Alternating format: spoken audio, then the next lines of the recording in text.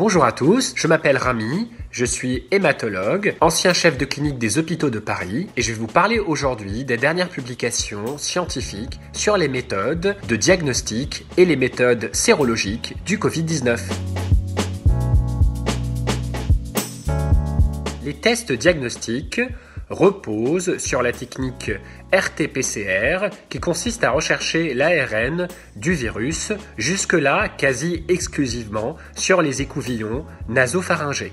Une équipe californienne a développé un test diagnostique basé sur la technique CRISPR-Cas12 qui pourrait raccourcir le délai d'obtention des résultats de 120 à 40 minutes. Une étude très récente a pu démontrer que la détection du virus dans la salive était plus sensible que la détection sur les écouvillons nasopharyngés, ce qui pourrait faciliter le prélèvement des échantillons par les soignants et réduire en même temps leur exposition aux gouttelettes contenant le virus et également rendre le prélèvement beaucoup plus agréable pour les patients. Concernant les tests sérologiques, je rappelle très brièvement que les tests ELISA sont actuellement considérés comme les tests les plus performants pour détecter les anticorps chez les patients. Cependant, ces tests ne renseigne pas sur l'immunité protectrice conférée par les anticorps. La technique qui permet d'affirmer l'immunité protectrice des anticorps est la technique de neutralisation. Cependant,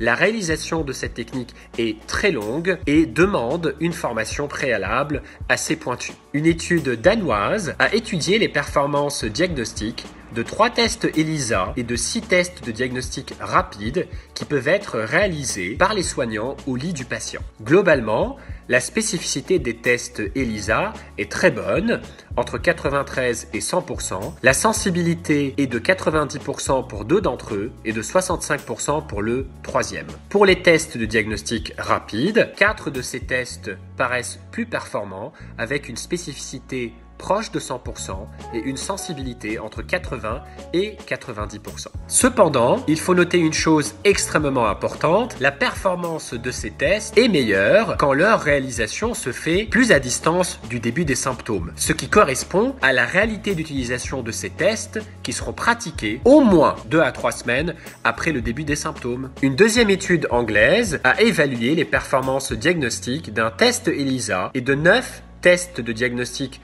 commerciaux utilisant la technique d'immunochromatographie à flux latéral. C'est cette technique qui est utilisée dans les tests de grossesse réalisés à domicile. Globalement, les performances diagnostiques des 9 tests commerciaux sont mauvaises, avec une sensibilité estimée entre 55 et 70%. Ici aussi, la performance des tests s'améliore à distance du début de l'infection. Voilà ce que j'avais à vous dire sur les tests diagnostiques et sérologiques. Je vous dis à bientôt.